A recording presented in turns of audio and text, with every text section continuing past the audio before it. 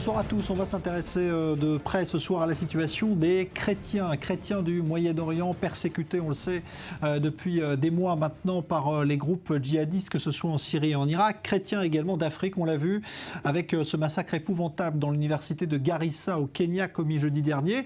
Et puis également les chrétiens persécutés par Boko Haram au Nigeria et dans les pays limitrophes. Pourquoi s'en prend-on à ces minorités chrétiennes, qu'elles soient au Moyen-Orient ou en Afrique? Pourquoi les groupes djihadistes précisément les ont-elles ciblés? Comment la mobilisation peut-elle s'accélérer? On a vu également à travers l'affaire de cette publicité refusée cette semaine et qui a fait grand bruit en France, dans le métro parisien, en faveur des chrétiens d'Orient, eh bien, à quel point le sujet pouvait être sensible. On va parler de tout cela avec nos invités. Je salue d'abord Marie-Armelle Beaulieu, bonsoir. Bonsoir. Vous êtes la rédactrice en chef du magazine Terre Sainte, qui est basé ici, à Jérusalem, comme son nom l'indique.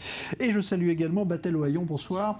Vous êtes experte en géopolitique, spécialiste de l'Afrique, et vous connaissez bien donc ces groupes djihadistes comme les Shebab qui ont ciblé cette université. On va parler de tout cela. D'abord un mot avec vous, Marie-Armelle Beaulieu, sur cette persécution dont sont victimes les chrétiens d'Orient. On a vu que le pape François l'a rappelé encore dimanche. Il demande une mobilisation de la communauté internationale. Est-ce que vous avez l'impression que les appels lancés justement en faveur de ces chrétiens d'Orient ne reçoivent pas d'écho, ou est-ce qu'il y a quand même eu des choses qui ont été faites depuis des mois? Alors, les chrétiens, eux, essayent de se mobiliser. En revanche, le pape en a appelé à la communauté internationale et on n'a pas le sentiment aujourd'hui que la communauté internationale fasse tellement. Certes, il y a des frappes aériennes actuellement menées par les États-Unis notamment, avec la France aussi, la Jordanie, d'autres pays arabes se sont joints. Néanmoins, on ne voit pas la puissance de Daesh, notamment, ou certains autres groupes rebelles comme le Front al-Nosra, qui participent de la persécution des chrétiens, diminuer en force. Justement, ce qui s'est passé en Afrique, Batel Ohayon, ça aussi, ça a frappé. Et on s'est demandé d'ailleurs si la mobilisation avait été suffisante, l'émotion suffisante également en Occident. Ces étudiants qui ont été massacrés parce que chrétiens. Pourquoi aussi en Afrique, ces minorités chrétiennes sont-elles ciblées par ces groupes djihadistes? Vraiment, ça dépend. C'est le groupe djihadiste, c'est Al-Shabaab. Pour eux, c'est vraiment venir avoir une attaque contre un pays qui rentre en Somalie, qui est vraiment très présent maintenant en Somalie avec les forces africaines. Donc pour eux, c'est vraiment une façon de frapper le président et pouvoir faire une marque dans le pays lui-même. Donc il n'y a pas une volonté d'éradiquer les chrétiens, comme ça semble être le cas au Moyen-Orient, en Afrique, de la part de ces groupes? C'est un peu différent quand même. Al-Shabaab, il a changé vraiment son mode opératoire, ce qu'on sait. Ça veut dire dans les derniers mois, ils travaillent très fort pour vraiment viser les chrétiens. Donc, par exemple, à Garissa, on a vu que c'était vraiment faire une différence entre les étudiants musulmans, les étudiants chrétiens qu'ils ont fait même auparavant. Alors, ça, c'est vraiment une façon de le faire. C'est aussi parce qu'ils ont eu un commentaire même de Ben Laden il y a quelques années qui leur ont dit « Vous êtes en train de tuer beaucoup trop de musulmans, vous devez changer votre tactique ». Et c'est ce qu'ils ont fait. Et Boko Haram au Nigeria, c'est la même approche? Boko Haram, c'est un peu différent parce qu'en effet, ils ne sont pas exactement des personnes qui vont viser nécessairement les chrétiens, ils vont les viser aussi, mais ils tuent aussi beaucoup de musulmans. Donc faire la différence, comme au Kenya, dire aux étudiants est-ce que vous êtes musulman, est-ce que vous êtes chrétien, ce n'est pas quelque chose qu'on voit autant avec Boko Haram. Alors, Marie-Armelle Beaulieu, est-ce que cela aussi, ça dénote quelque chose qui résonne aussi pour vous, que de voir ces chrétiens massacrés au Kenya, ces étudiants? Bien sûr, ça a été extrêmement choquant, peut-être aussi choquant parce que on n'a pas le sentiment que, de nouveau, la presse en soit fait tellement l'écho. 148 personnes, je crois, hein, c'est quand même énorme. Sur le critère d'être chrétien, c'est quand même extrêmement choquant. Les dernières statistiques montrent que le christianisme est aujourd'hui la religion la plus persécutée au monde. Alors c'est vrai qu'on est très nombreux. Néanmoins, dans certains pays, ça se voit davantage. Et là, spécialement, où nous sommes plus minoritaires au Moyen-Orient. Justement, la Syrie et l'Irak ont cristallisé l'attention ces derniers temps. Qu'est-ce qu'on a aujourd'hui comme information, justement, sur ces communautés qui restent encore présentes sur ces deux pays? Est-ce qu'il y a encore des chrétiens? Est-ce que la présence chrétienne est vraiment remise en cause aujourd'hui dans ces pays-là? Une fois que les conflits auront cessé, est-ce qu'il y aura encore des chrétiens en Syrie et en Irak? Je vais vous donner peut-être 2 chiffres, parce que je pense qu'ils sont plus frappants. Il y a 50 ans, il y avait 20% de chrétiens au Moyen-Orient. Nous sommes rendus de 6 à 8%. Quid dans 20 ans, à ce rythme-là? Un autre chiffre, peut-être, c'est celui de l'Irak, précisément. Avant les frappes américaine en Irak en 2003, il y avait 1,5 million de chrétiens en Irak. Il serait encore, et c'est du conditionnel, 300 000. Donc il y a effectivement une émigration massive. Et je parle d'émigration parce que certes, il y a des chrétiens qui meurent sous le fait de la persécution. Mais aujourd'hui, en Irak comme en Syrie, il y a plus de musulmans qui meurent, il y a plus de yazidis, il y a plus de Kaïs qui meurent qu'aujourd'hui de chrétiens. Je prends l'exemple de Mossoul, l'été dernier, la plaine de Ninive, où les chrétiens ont dû fuir en une seule nuit leur maison sans rien apporter. Aucun d'entre eux n'est mort. Mais ont été tués, en revanche, les musulmans qui ont essayé de les aider. En revanche, ils ne sont pas morts, mais ils sont aujourd'hui dans des camps de réfugiés, dans des situations extrêmement précaires, notamment au Kurdistan, à Erbil, et puis un petit peu certains au Liban. En Afrique, la situation est différente, hein, Batel Oyon. Il n'y a pas de persécution, en tout cas de fuite des chrétiens sous la pression des groupes djihadistes. Non, pas tellement. C'est parce qu'il faut comprendre aussi la différence entre le Moyen-Orient et l'Afrique. C'est vraiment que les tensions religieuses, c'est vrai que c'est un facteur, mais en effet, quand on voit beaucoup de violences entre les chrétiens et les musulmans, c'est aussi plus en rapport avec, par exemple, des ressources, par exemple, pouvoir avoir accès de l'eau. Donc au Nigeria, on le voit beaucoup plus vers le centre du pays, où ce qu'on a les musulmans du nord et les chrétiens du sud qui se rencontrent, et on voit là-bas beaucoup de violences, beaucoup plus reliées aux ressources qu'au fait qu'ils sont musulmans, qu'ils sont chrétiens. Donc ça, c'est une différence quand même. Un mot sur ces Shebabs qui ont perpétré donc cette attaque. On a vu que certains étaient originaires même du Kenya. Comment ce groupe a-t-il pu devenir aussi influent, malfaisant, puisqu'il sème la terreur maintenant dans toute la région? Comment s'est passée cette ascension aussi rapidement? C'est quand même assez intéressant parce que maintenant, on voit une opération qui est menée par beaucoup de pays africains, qu'ils ont pu vraiment repousser Al-Shabaab vers le sud de la Somalie. Et le sud de la Somalie, c'est vraiment à la frontière du Kenya. Donc, c'est quand même en train de les repousser au Kenya. Dans des régions qu'on a déjà des réfugiés, qu'on a déjà beaucoup de Somaliens qui sont arrivés là-bas. Et dans ces réfugiés, la plupart du temps, on voit aussi des personnes qui vont faire part d'Al-Shabaab.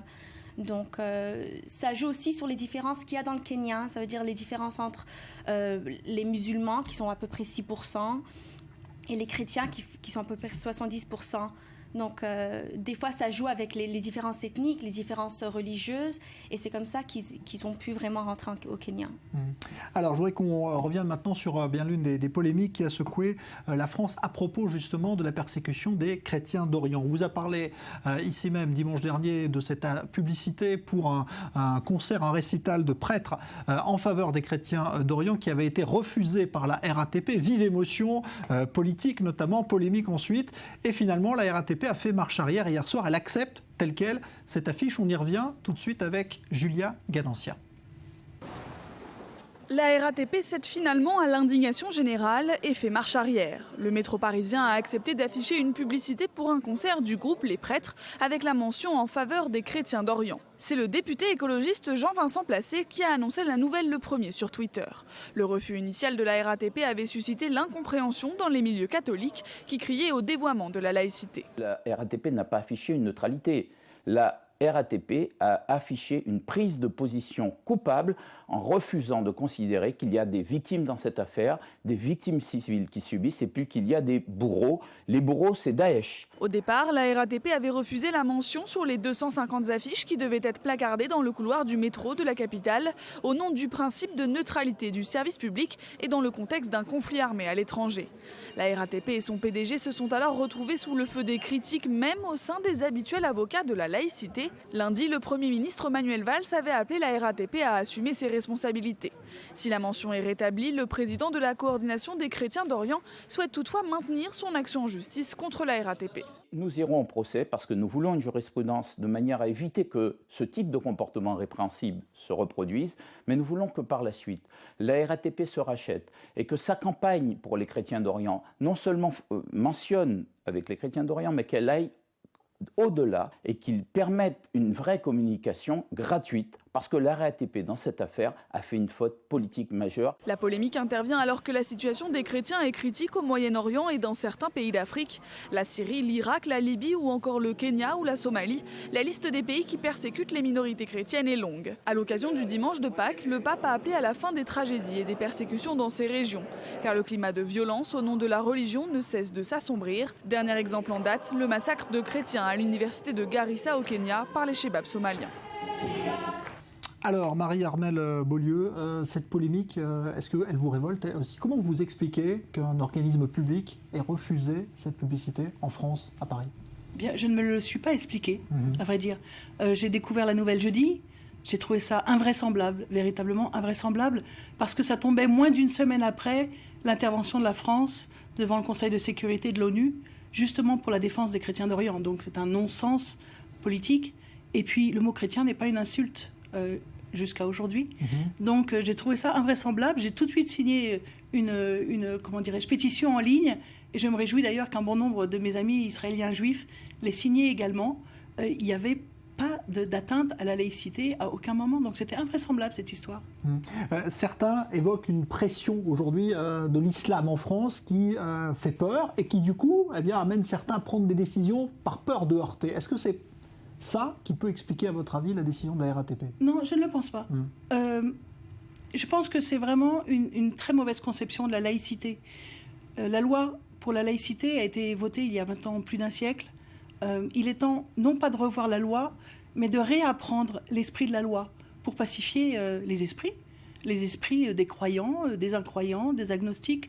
Je crois qu'il faut reconquérir cette loi, la réactualiser à l'époque moderne. Elle est née dans un contexte, ce contexte a changé. Il change à vitesse grand V, notamment effectivement parce qu'aujourd'hui l'islam est la deuxième religion des Français, non seulement en France, mais des Français. Et je pense qu'il faut intégrer ça. On a vu aussi que récemment en France, un homme avec une kippa ne pouvait pas marcher dans la rue tranquillement. C'est invraisemblable. Il faut absolument que le religieux puisse trouver paisiblement sa place dans l'espace public. Alors, vous restez avec nous, on continue à discuter tous ensemble. On va accueillir depuis notre studio à Paris Grégory Turpin, qui revient justement d'Irak. Il est chanteur, chant chrétien, qui est allé donc chanter en Irak. Bonsoir Grégory Turpin, merci d'être là. Bonsoir. Alors, d'abord, je voudrais que vous nous racontiez votre expérience, puisque vous êtes allé en Irak à la rencontre justement de ces chrétiens du Moyen-Orient persécutés. Qu'est-ce que vous en avez gardé comme image ? Mais en fait, je suis comme beaucoup de monde. Je me demande qu'est-ce que je peux faire pour mes frères chrétiens en Orient. Et en tant que chanteur, j'ai voulu passer du temps avec eux et découvrir leur réalité. J'ai pu faire 5 concerts dans 5 villes du Kurdistan irakien. Et pour moi, ça a été un moment extrêmement fort de voir leur réalité et en même temps de voir sur leur visage ce courage, cette foi qui leur permet de rester droit et de rester digne. On voit les images, hein, justement, pendant que vous nous parlez, Grégory Turpin, que vous avez ramené de cette expérience. La persécution là-bas, comment est-elle ressentie par ces populations? Parce que c'est quelque chose qui est devenu très violent tout d'un coup, ou est-ce que ça existait auparavant? Moi, ce que j'ai pu voir, c'est que, évidemment, ils vivent dans un sentiment de peur et que cette peur devient pesante. Mais en tant que Français, allant là-bas, ils ont tout fait pour nous montrer les plus belles choses de leur pays et montrer la plus belle image d'eux. Et moi, j'ai été très touché justement de cet accueil chaleureux où des familles qui n'avaient pas grand-chose, qui étaient logées dans des conditions très précaires, eh bien, malgré tout, nous offraient le thé. Quand il n'y avait pas de thé, elles nous offraient un verre d'eau, mais c'était déjà l'envie de partager quelque chose qui était beaucoup plus forte.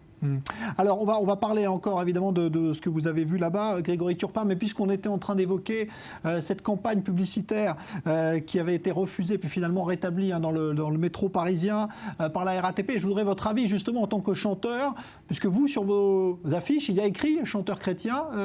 Est-ce que ça aurait pu être refusé ?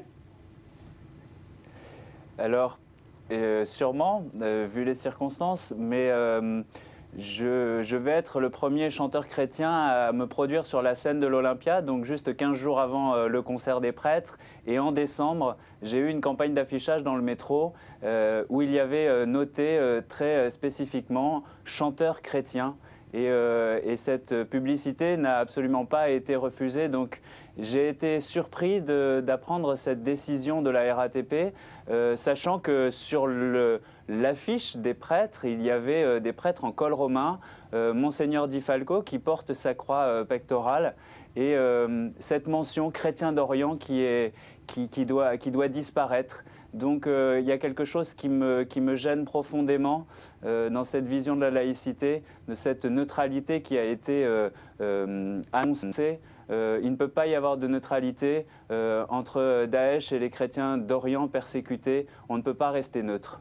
Vous restez avec nous, hein, Grégory Turpin. Je voudrais que vous répondiez là-dessus, Marie-Armelle Beaulieu, sur cette mobilisation en France. Est-ce que vous la trouvez encore à la hauteur? Parce que, évidemment, elle n'est pas suffisante, mais est-ce qu'elle est encore importante? On voit que les politiques se sont mobilisés sur cette affaire.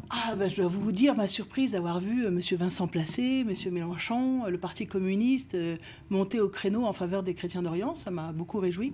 Eux et d'autres, d'ailleurs, hein, parce qu'il y a aussi certains hommes politiques de droite également, mais c'est peut-être prétendument plus habituel chez eux.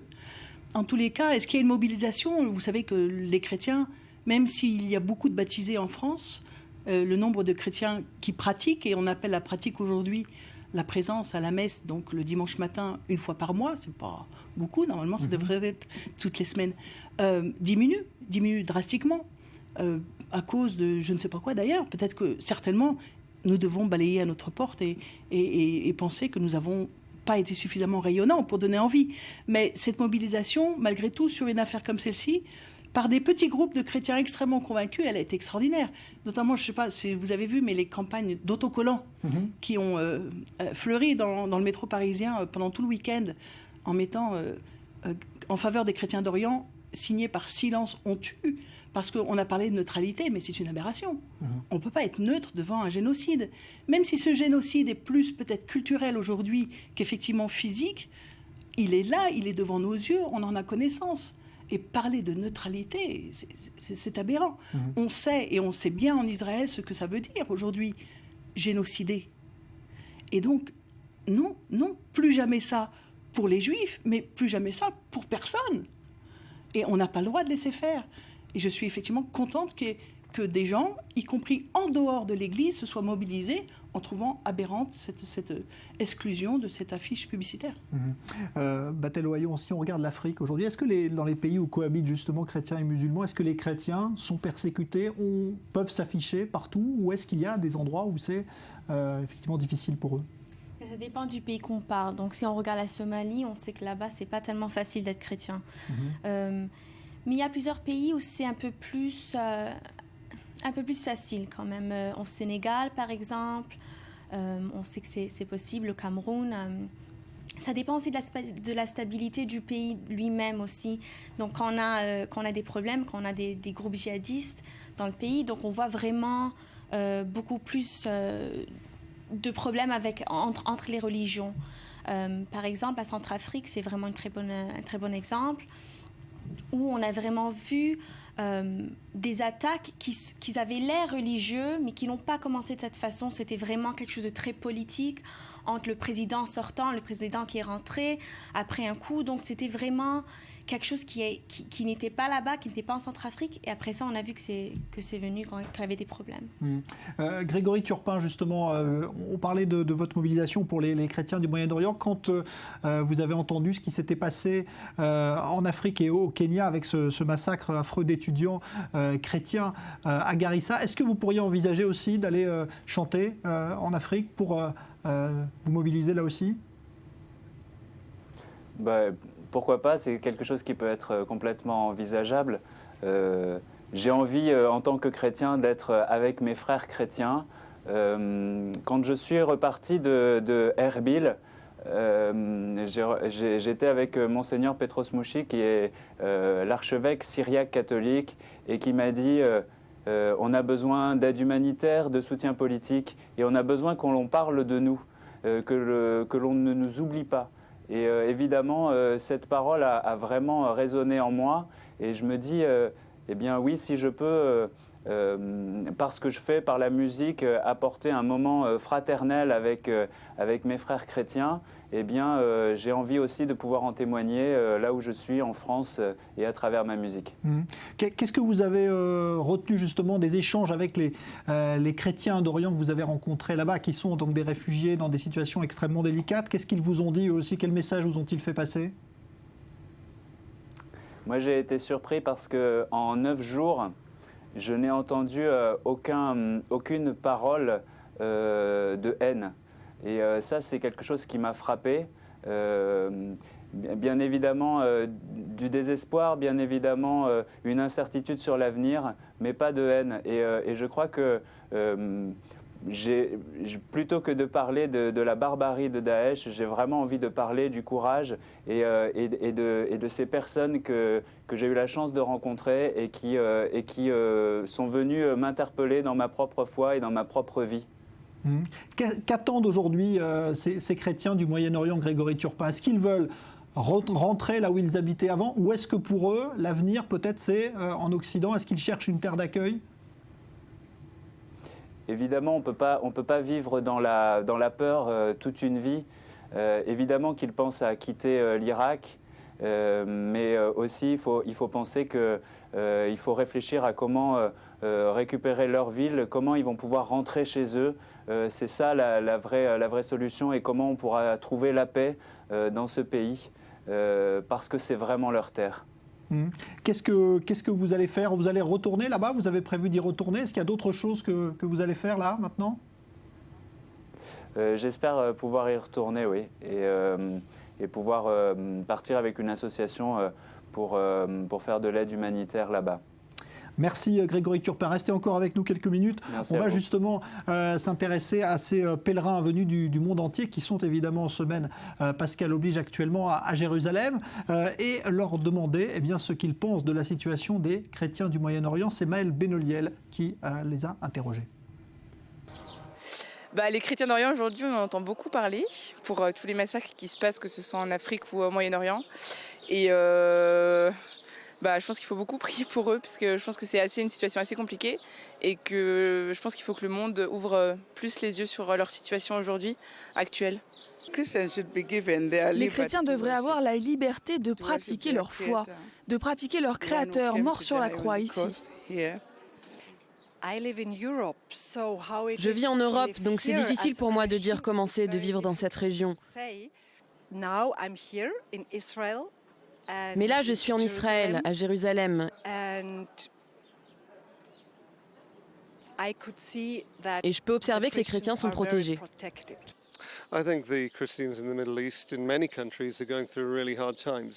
Je pense que les chrétiens du Moyen-Orient dans beaucoup de pays traversent une période très difficile. En tant que chrétiens, nous devons pouvoir souffrir pour notre foi.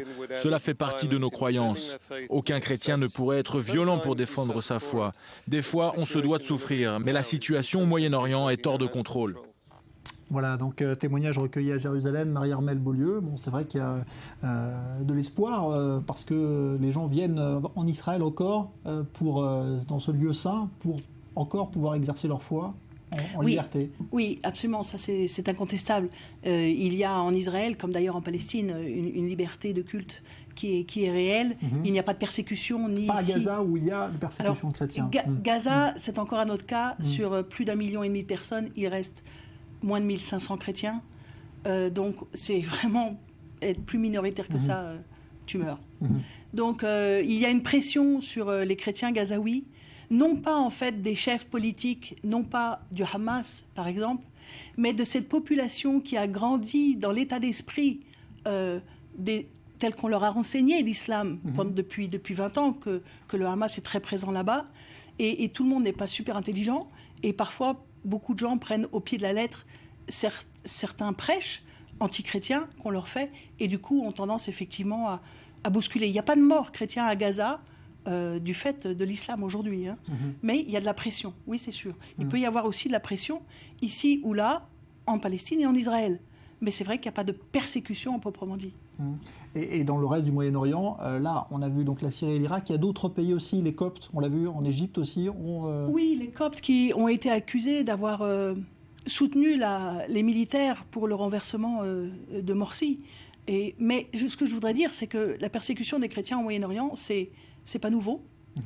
Parce que nous allons, le 24 avril, commémorer les 100 ans du génocide arménien. Plus d'1 million d'Arméniens qui ont été tués, 1,5 million d'Arméniens, mais également 750 000 Syriaques orthodoxes et catholiques, et également des Grecs pontiques, donc des Grecs orthodoxes qui vivaient dans le nord de la Turquie, nord-est de la Turquie. Donc c'est pas nouveau.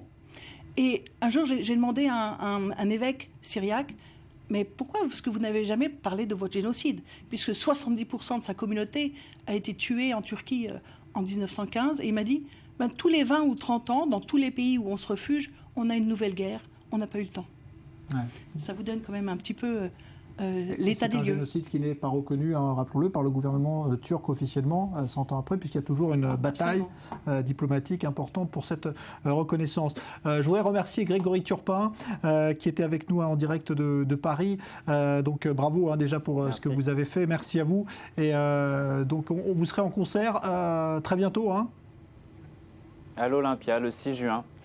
Voilà, et vous mettrez peut-être... Il y aura une place, évidemment, pour les chrétiens d'Orient. Voilà, vous mettrez peut-être le mot sur l'affiche d'ailleurs pour rappeler qu'on a le droit de l'afficher aujourd'hui en 2015 en France. Merci d'avoir été en direct avec nous depuis Paris pour ce témoignage. Batel Oyon, si on évoque le risque en Afrique aujourd'hui, on a parlé du Nigeria, des Chebabs en Somalie, au Kenya. Est-ce qu'il y a d'autres zones où il y a des groupes djihadistes qui peuvent menacer aussi des populations? Parce que c'est un continent aussi qui est en mouvement aujourd'hui. Oui, il y en a beaucoup dans le Sahel, dans le Sahara. D'abord, on peut parler du Mali. Depuis 2011, vraiment plusieurs groupes affiliés avec Al-Qaïda, notamment. Et on voit aussi beaucoup de mouvements qui viennent de la Libye vers le Sahel, le Sahara, vers le Mali, vers le Niger. Le Niger, en effet, il est en train de se battre contre Boko Haram dans le sud, dans le nord contre Al-Qaïda. Donc c'est un peu partout quand même. Et c'est assez facile pour eux de se trouver dans plusieurs pays en même temps.